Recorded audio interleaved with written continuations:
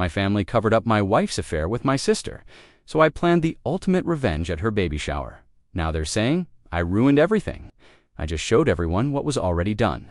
I'm Elias, 32, a man, and I'm standing in the spare room of my small apartment, surrounded by boxers that hold the fragments of a life I no longer recognize.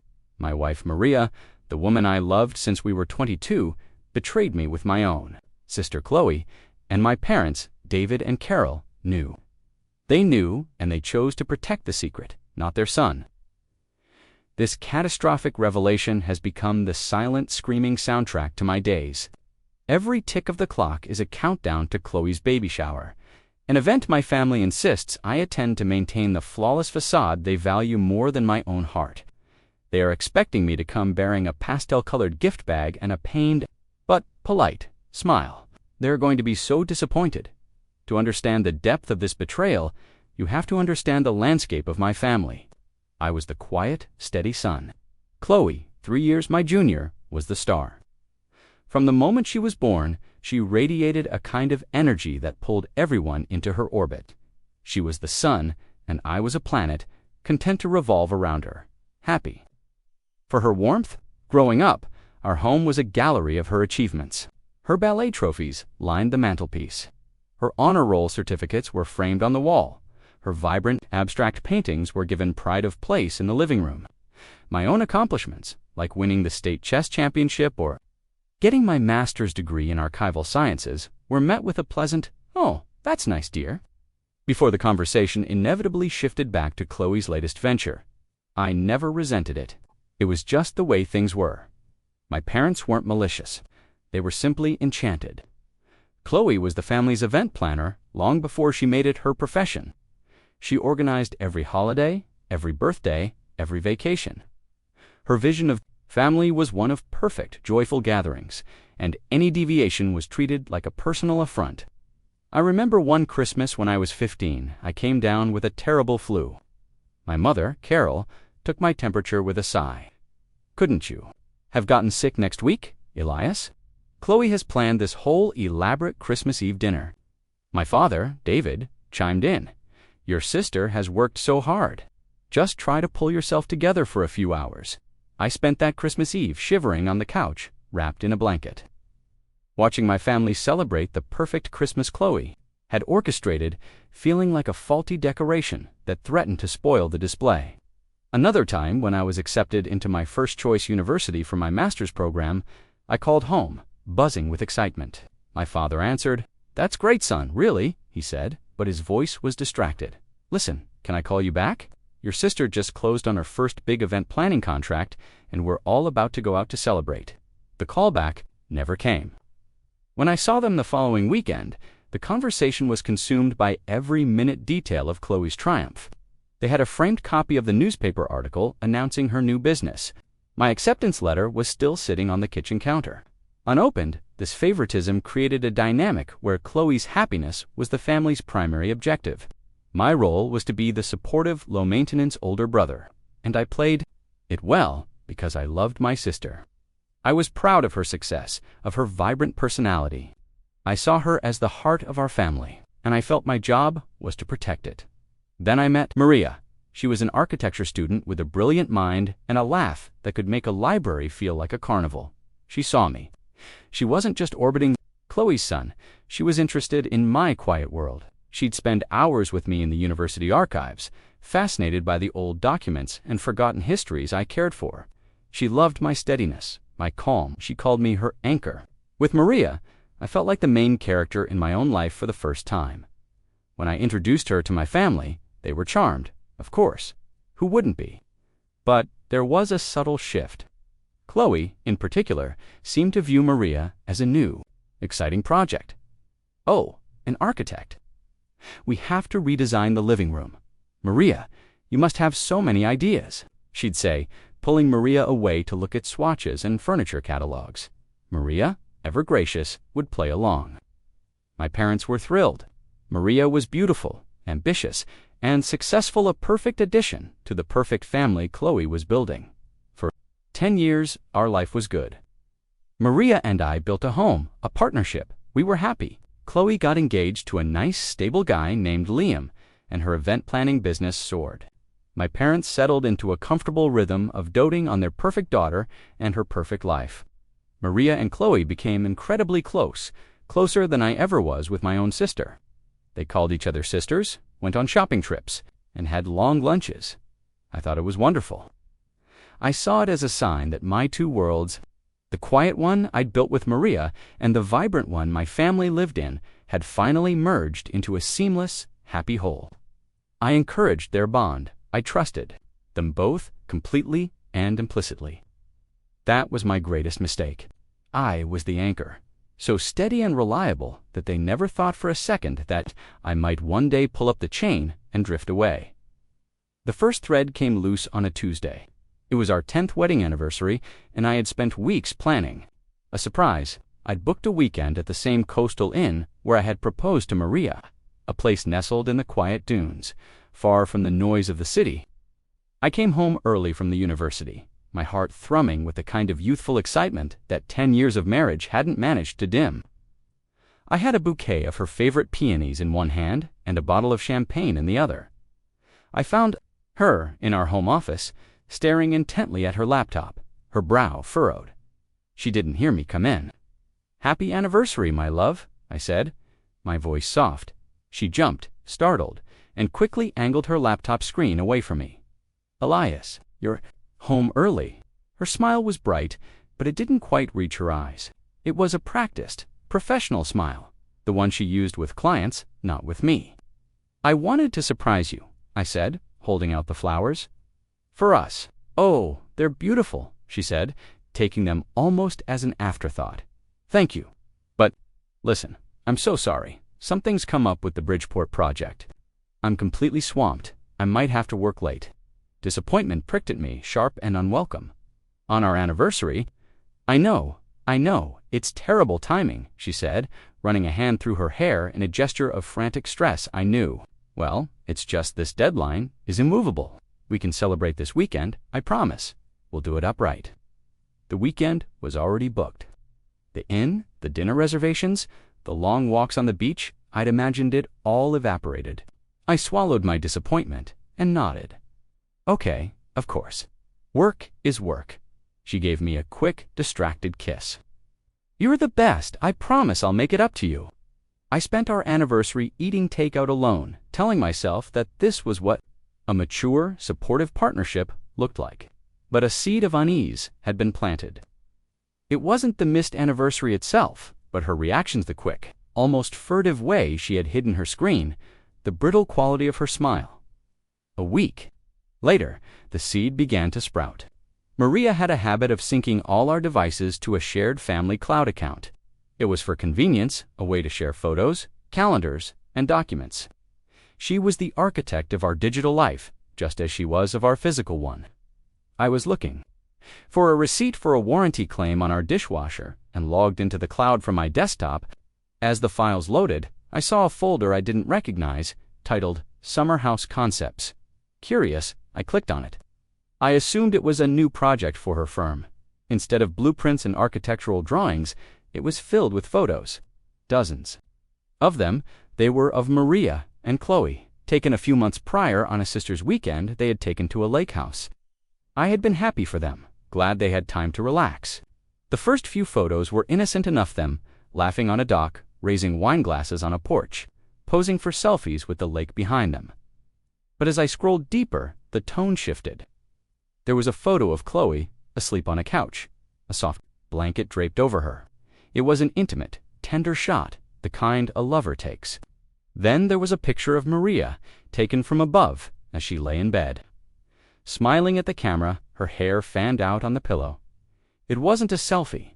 Someone else was in that bed, holding the camera. My breath caught in my throat. A cold dread, heavy and suffocating, began to creep up my spine. I kept scrolling, my hand trembling on the mouse.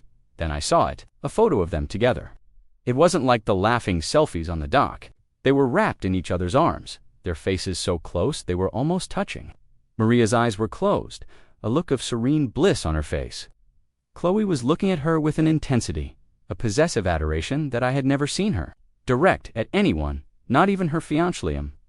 It was undeniable. This wasn't friendship. This wasn't sisterly affection. This was something else entirely. My mind raced, desperately trying to find another explanation. Maybe it was a misunderstanding. Maybe the photos were taken out of context. Maybe I was reading too much into it. But my archivist's brain, trained to see patterns and piece together narratives from fragments, was already connecting the dots. The late nights at work, the hushed phone calls that ended abruptly when I entered the room. The sisters' weekend, from which they both returned with a strange, secretive energy. Maria's jumpiness on our anniversary. I felt a sudden, sickening wave of nausea. I backed out of the folder and started looking through the synced text messages, a feature I had never once thought to check. I searched for Chloe's name. There were the usual mundane texts on the main screen, but my gut told me to look deeper. I checked the recently deleted folder, and there it was. A whole universe of betrayal, spelled out in blue and gray bubbles. Chloe, I can't stop thinking about last weekend. Maria, me neither. It was perfect. Chloe, he has no idea, does he? Maria, none at all. He trusts me completely. The words blurred. As my eyes filled with tears, he trusts me completely. The phrase echoed in my head, a mocking testament to my own foolishness. I scrolled through months of messages, each one a fresh stab to the heart. They talked about me, my schedule, my trusting, nature. They planned their meetings disguised as shopping trips or client dinners. They had built a secret world right under my nose, in my home, with my family. The final, soul-crushing blow was a message from Chloe, sent on the day of my anniversary. Chloe, is he mad you're working late? Maria, a little disappointed, but he'll get over it. He always does. I just wanted to talk to you instead. I wasn't just an obstacle. I was an afterthought, an inconvenience to be managed. The peonies I had bought sat wilting on the kitchen counter, a pathetic symbol of my clueless devotion. I closed the laptop, the soft click echoing in the silent house. The life I knew, the woman I loved, the family I belonged to it was all a lie. I sat there for a long time, the weight of the digital evidence pressing down on me, the silence of my empty home louder than any scream. The unraveling was complete. The house felt different when Maria came home that night. The air was thick with everything I now knew, and the familiar space felt alien. Like a stage set for a play whose tragic ending I was the last to learn. She walked in around 9 p.m., sighing with exaggerated weariness.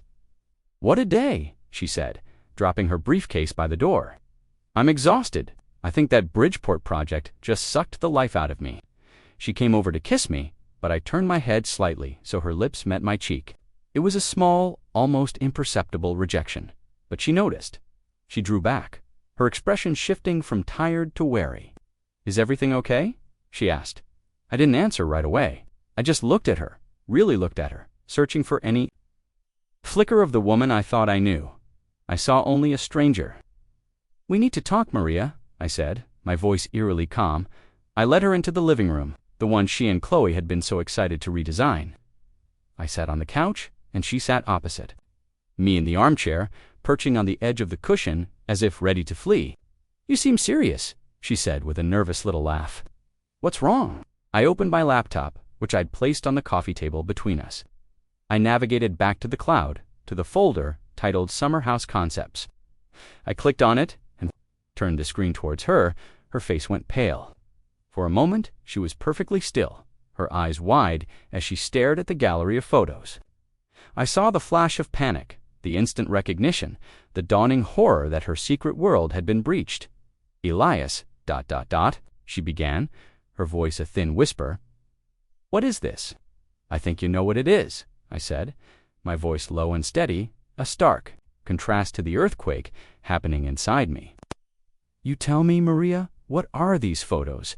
Her first instinct was to lie. "It's just ... Chloe and me. On our trip, we were just having fun, being silly. I clicked to the photo of her in bed, her hair fanned out on the pillow. "Who took this picture, Maria?" She flinched. "Chloe did. We were just ... taking pictures of each other." I navigated to the image of them in that tight, intimate embrace. "Is this silly too? Is this how you and your sister have fun?" The color had completely drained from her face. She started to tremble. "You're taking this all out of context." You don't understand.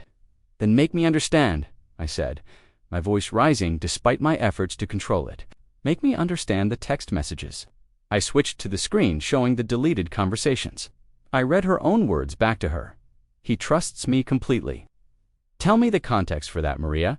Explain to me why you had to work late on our 10th anniversary so you could talk to my sister instead. The sister you were having an affair with. The word affair hung in the air between us, ugly and undeniable. She broke all the pretense, all the practiced composure, crumbled away. She buried her face in her hands and began to sob. Not the soft, apologetic tears I might have expected, but wrenching, desperate gasps. "I'm so sorry, Elias," she choked out from behind her hands. "I never wanted to hurt you. You never wanted to hurt me." I laughed, a bitter, hollow sound that scared even me. "What did you think would happen? Did you think I would never find out? Did you think you could just live this double life forever, with my sister?" She looked up, her face streaked with tears, but now there was a flicker of something else in her eyes' defensiveness. It wasn't like that. It just ... It happened. It wasn't planned.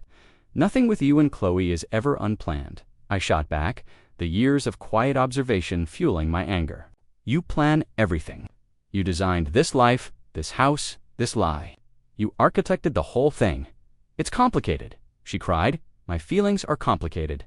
"What about my feelings?" I shouted, finally losing my calm.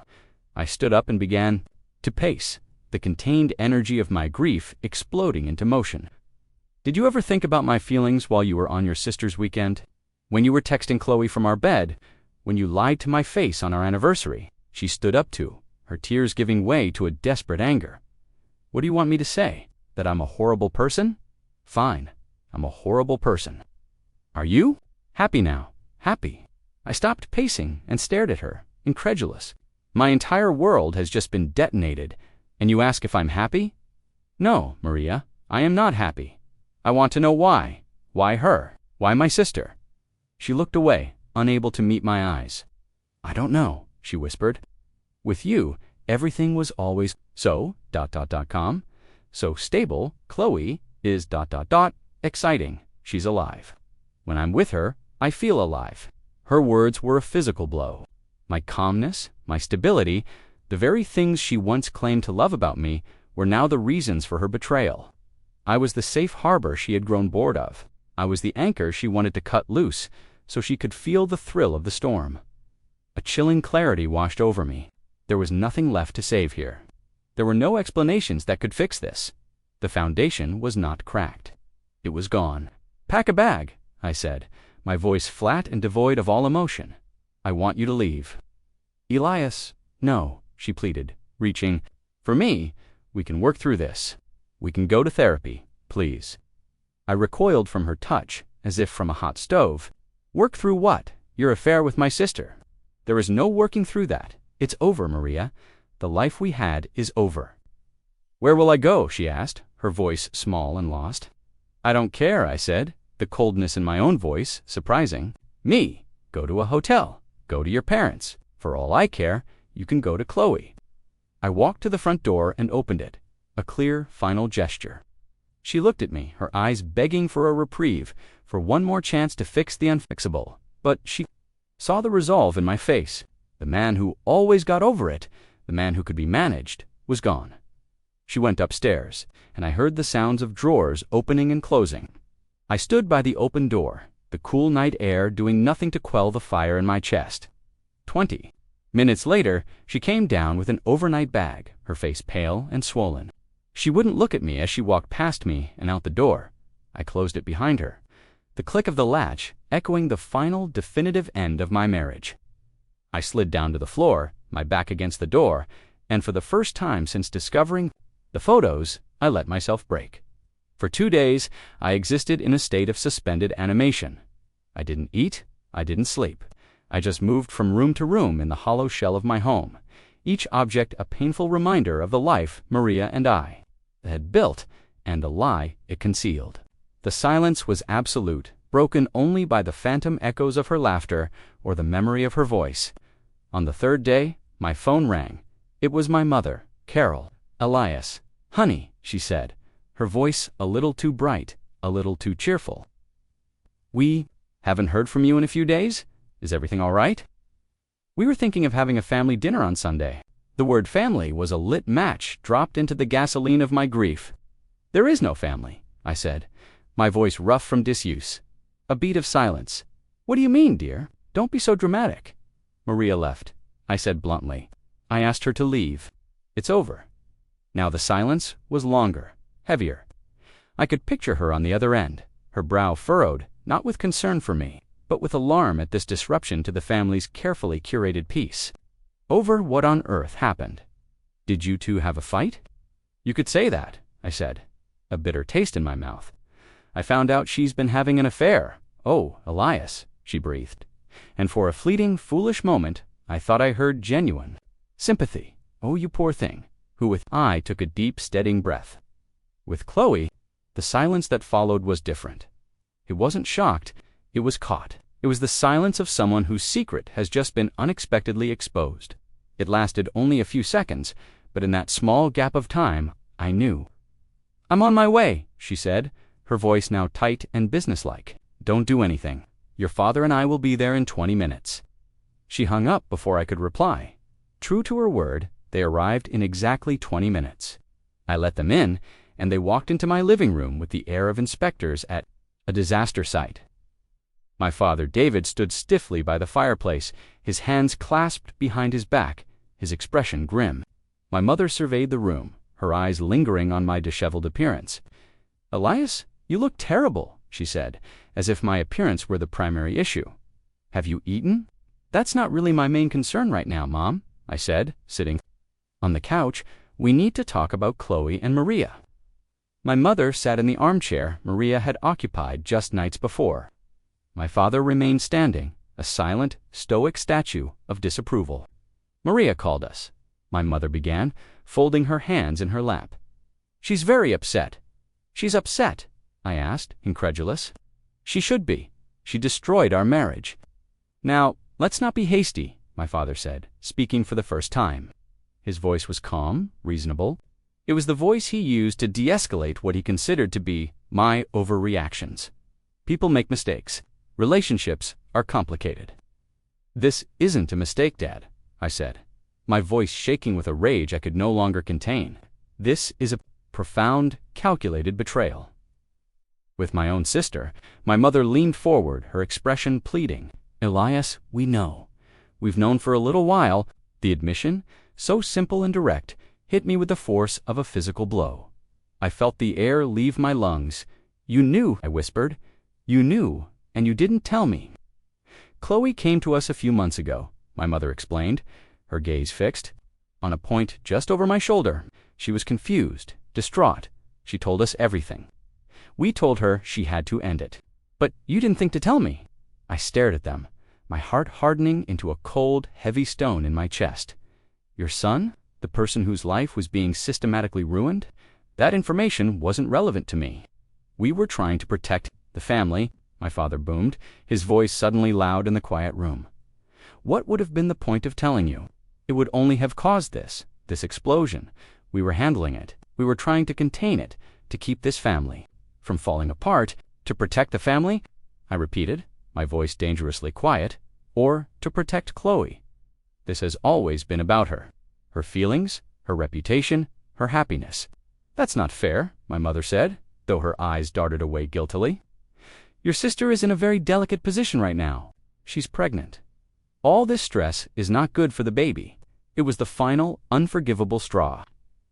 They were using her pregnancy with her fiancé Liam, a man who was also being deceived, as a shield. They were weaponizing an unborn child to justify their cover-up. So let me get this straight, I said, standing up to face them. My marriage is destroyed. My trust is shattered. My life is in ruins. But my primary concern should be not to upset Chloe. I'm supposed to just swallow this poison, so she can have a stress-free pregnancy and a perfect baby shower. Elias, you're being hysterical, my mother said, waving a dismissive hand. We are asking you to be the bigger person, for the good of everyone. Think about the scandal. Think about what people would say. This needs to be handled quietly within the family. I am done handling things quietly, I said. the decision crystallizing in my mind with absolute certainty. I am done being the bigger person. I am done putting Chloe's comfort above my own right to the truth. You talk about protecting the family, but you didn't protect me. You sacrificed me. You stood by and watched my wife and my sister betray me, and your only concern was damage control. I walked to the front door and opened it, just as I had for Maria. This meeting is over. You should both leave. My father's face turned red with anger. Don't you take that tone with us, Elias. We are your parents. We were trying to do what was best. What was best for your perfect image? I countered, my voice like ice. You chose a side. You chose Chloe. You made it very clear where your loyalties are. So go. Go be with your perfect daughter. My mother looked at me, her eyes welling with tears of frustration, not sympathy. You are tearing this family apart, she whispered. No, I said, looking from her face to my father's. You're wrong. It was already broken. I just turned on the lights. They walked out, defeated and indignant, muttering about my ingratitude and my dramatic nature. I closed the door on them, on their lies, on their suffocating definition of family. The betrayal was now complete. It wasn't just Maria and Chloe, it was my parents too. I was utterly and completely alone, and in that moment of absolute desolation, a new feeling began to take root in the scorched earth of my heart. A cold, clear, and unyielding resolve. In the week that followed the disastrous meeting with my parents, the pressure campaign began. It started with my mother's texts, a steady drip of emotional manipulation. Your sister is asking about you. She's very hurt that you won't speak to her. Liam is so excited about the baby. This should be a happy time for all of us. Family is forever, Elias. We can get through this if you just let go of your anger. Each message was a small testament to their complete and utter refusal to acknowledge the reality of the situation. In their narrative, I was the problem. My anger was the disruptive force. My refusal to get over it was tearing the family apart. They had taken the truth of what Maria and Chloe did, and what they themselves did, and locked it in a dark room, pretending it didn't exist. Then came the formal invitation to Chloe's baby shower. Arriving in the mail like a perfumed grenade, it was printed on thick, embossed cardstock in a swirling, joyful font. It detailed a lavish affair at a boutique hotel downtown, an event undoubtedly planned by Chloe herself. Seeing my name printed next to Maria's, they hadn't even had the decency to send us separate invitations, was a special kind of cruelty. It was a clear message. This is the reality we are presenting to the world. Get on board or get out of the way. The invitation was the tipping point. The thought of attending, of watching Chloe bask in the glow of her unearned happiness, surrounded by friends and family who knew nothing of her duplicity, filled me with a rage so profound it was almost clarifying. My parents expected me to show up, a sad, silent ghost at the feast, a testament to their power to control the family narrative. They expected me to bring a gift, a plush toy, or a tiny pair of shoes, a token of my surrender. That's when the idea came to me. It started not as a plan, but as a fantasy, a bitter daydream.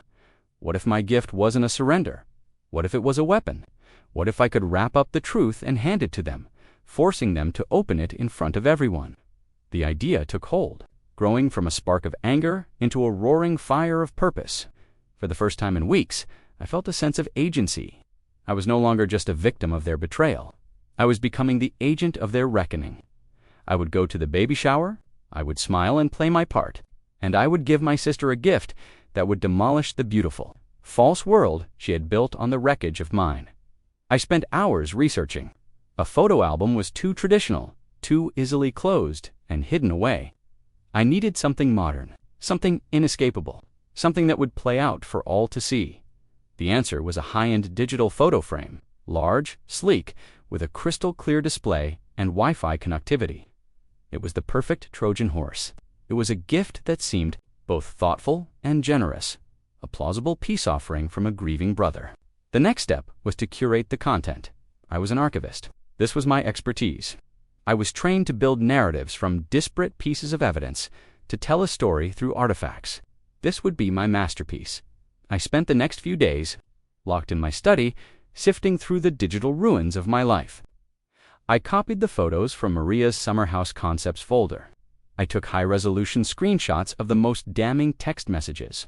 I went through years of my own photos, creating a timeline. This slideshow would not be a random collection of images.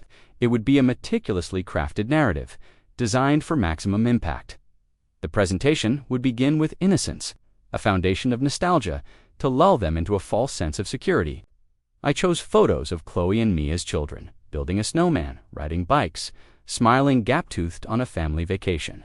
These would be for the audience to establish the story of a loving brother.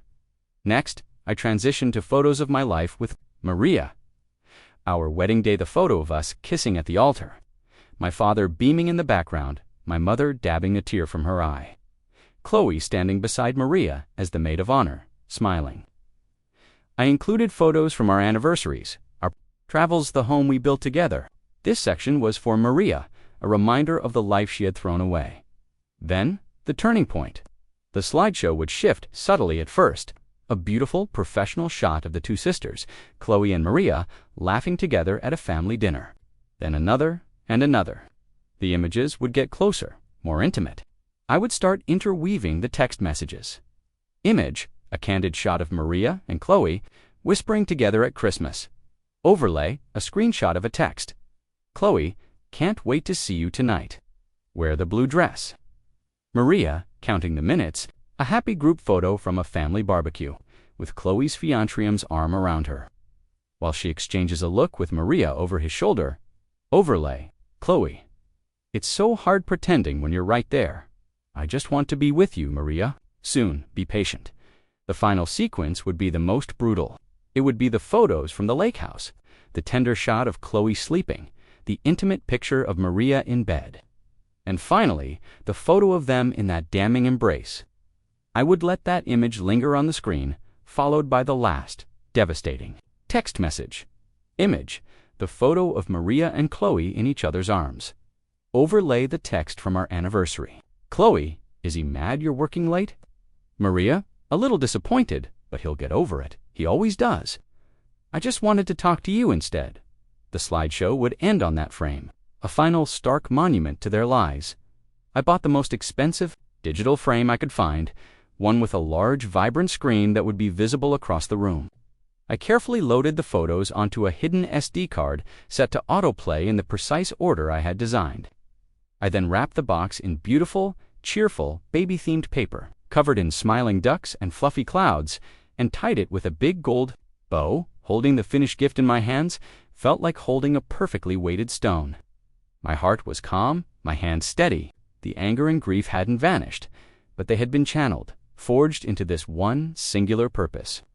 They wanted me to attend their celebration of a new life, and I would also hold a funeral for the truth they had tried to bury. Day of the baby shower was unnaturally bright and sunny. As I drove to the hotel, the city seemed to mock me with its cheerful indifference. I walked into the private room Chloe had booked, and the assault on my senses was immediate. The air was thick with the scent of lilies and sugar. The room was a pastel explosion of pink and gold balloons, streamers, and ribbons. It was a perfect Chloe-designed fantasy, a world where everything was soft, sweet, and uncomplicated. About 50 people, mostly women, filled the room, their laughter and chatter creating a high-pitched hum of celebration. I saw my mother first. She was flitting between guests, her face glowing with pride. When she saw me, her smile tightened for a fraction of a second before she rushed over. "Elias, you came," she whispered, squeezing my arm with a grip that was more warning than welcome. She eyed the large, beautifully wrapped gift in my hands. "Oh, that's so thoughtful of you." Her relief was palpable. She thought I had surrendered. My father gave me a curt nod from across the room, where he stood talking to Liam's parents. He looked relieved, too. Their problem child had decided to behave. Then I saw Chloe. She was sitting in a large, throne-like armchair at the front of the room, a veritable queen of the occasion. She was radiant, her hand resting protectively on her stomach. She saw me, and her eyes widened slightly. Maria was standing beside her, a fixed, brittle smile on her face. When our eyes met, she looked away instantly, her guilt a visible shroud. Made my way through the crowd, offering polite smiles and quiet greetings. Everyone knew about Maria and me separating, of course. The official story, I was sure, was that we had simply grown apart. I could feel their pitying glances, their hushed whispers. They saw me as a tragic figure, the sad brother putting on a brave face. Let them, I thought. The performance would make the finale that much more effective. I placed my gift on the enormous pile of presents next to Chloe's throne. Then, for the next hour, I endured. I ate a tiny cucumber sandwich. I listened to Liam's mother talk endlessly about her son's excitement to be a father. I watched as my own parents doted on Chloe, fluffing her pillows, fetching her drinks, their faces alight with a joy that felt like a personal insult. Maria hovered at the edges of the room, a ghost at her lover's feast, never once looking in my direction. Finally, the moment came. "Okay, everyone," my mother announced, clapping her hands. "It's time for Chloe to open her wonderful gifts." A wave of excitement went through the room. The guests gathered around, cooing and sighing as Chloe opened one present after another. A tiny pair of sneakers, a handmade blanket, a silver rattle. With each gift, she gave a little gasp of delight, a perfectly rehearsed performance of gratitude. My gift was near the bottom of the pile. My heart began to pound, a steady, heavy drumbeat against my ribs. This was it. There was no turning back. "Oh, this one is from Elias," my mother said, lifting my large, boxy gift and placing it in Chloe's lap. "It's so big." Chloe looked at me, a flicker of uncertainty in her eyes. "Elias, you shouldn't have," she said. "It's nothing," I replied, my voice even. "I hope you like it." Maria was watching me now, her face a mask of pure anxiety. She knew me well enough to know this wasn't a surrender. Chloe carefully unwrapped the gift, her friends and family leaning in to get a better look. She lifted the lid of the box. "Oh," she said, genuinely surprised, "a digital picture frame. It's beautiful. Thank you, Elias. You have to plug it in." Someone shouted from the back, "Yes, let's see it." Another chimed in. My mother, ever the helpful stage manager, found a nearby outlet. "Here, honey, let's plug it in right here on the table so everyone can see." She set it up on a small table next to Chloe's chair. The screen flickered to life, bright and clear. The room fell quiet as the first image appeared. It was me and Chloe, aged about 5 and 8, building a snowman. A collective awe went through the room. The next photo was us on a tire swing. Then at the beach, my mother was smiling, tears in her eyes.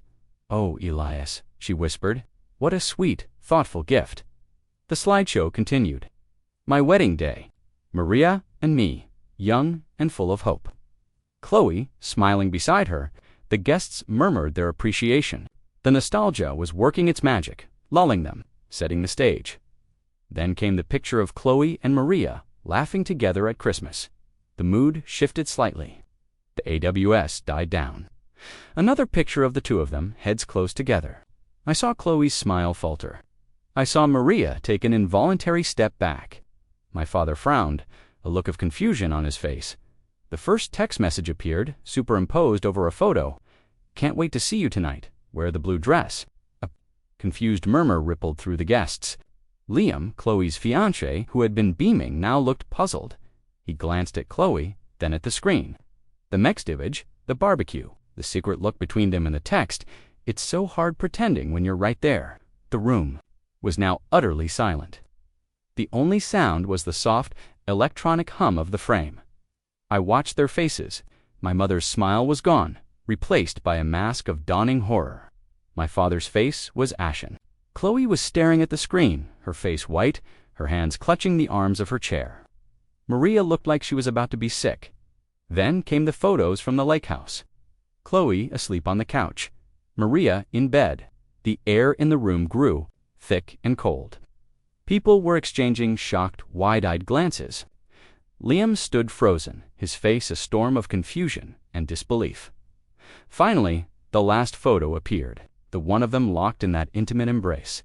It was undeniable. It was irrefutable. It hung there on the screen for a full 5 seconds before the final text message faded in over it. "Is he mad you're working late?" A little disappointed, but he'll get over it. He always does. "I just wanted to talk to you instead." The image and the text remained on the screen. The slideshow had reached its end. A single, sharp gasp broke the silence. It was Liam's mother, and then chaos. The silence shattered. Liam stared at the screen, then at Chloe, then at Maria. The color drained from his face as the horrific truth pieced itself together in his mind. He didn't shout, he didn't scream. He simply turned, his movements stiff and robotic, and walked out of the room without a word. His departure broke the spell. A dozen conversations erupted at once, a cacophony of whispers, gasps, and accusations. Chloe let out a strangled sob, burying her face in her hands. Her perfect day, her perfect world, had been utterly and publicly demolished.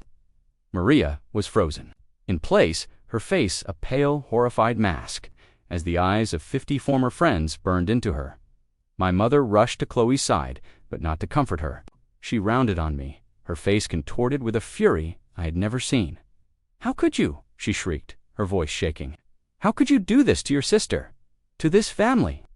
"I didn't do this," I said, my voice resonating with a calm that felt almost holy in the surrounding chaos. "I just showed everyone what was already done." My father strode towards me, his face crimson. "You are no son of mine," he seethed, his voice low and venomous. "You have ruined everything." "I have ruined your lies," I corrected him. "There's a difference." I looked past them at Chloe, who was now weeping hysterically. I looked at Maria, who was finally looking at me. Her eyes filled not with love or remorse, but with the terrifying emptiness of someone who has lost everything. There was no victory in that look. There was no satisfaction. There was only a profound, hollow sadness. I had done it. I had brought the truth into the light. The cost was immense. The family I had once known was gone forever, its final vestiges incinerated in this pastel-colored room. But it was a family built on a foundation of secrets and lies. It deserved to burn. I turned my back on the wreckage, on my weeping sister, my disgraced ex-wife, and my furious, unseeing parents. I walked out of that room, leaving the digital frame glowing behind me like a funeral pyre. As I stepped out of the hotel and into the bright, indifferent sunshine, I didn't feel angry anymore. I didn't feel triumphant. I felt ... light. The weight I had been carrying for months, the weight of their secrets, their betrayal, their expectations was gone. I had walked through the fire and come out the other side, alone and scarred, but free. The path ahead was unknown, but for the first time in a very long time, it was my own dot to everyone watching this. Maybe you see me as the villain of this story. Maybe you see me as the hero. I've stopped trying to figure that out. All I know is that sometimes the only way to heal is to burn everything down and start again from the ashes. The truth can be a terrible, destructive thing, but living with a lie is a slow, quiet poison. I chose a quick end over a slow death, and I would do it again. After listening to today's story, perhaps it has raised some new questions in your mind. Every day on Reddit, new experiences and moments create fresh stories. We are all human, navigating complex relationships and difficult choices. If you enjoyed this story, feel free to share it with someone who might appreciate it. Thank you for your time, and don't forget to keep an eye out for more stories coming soon.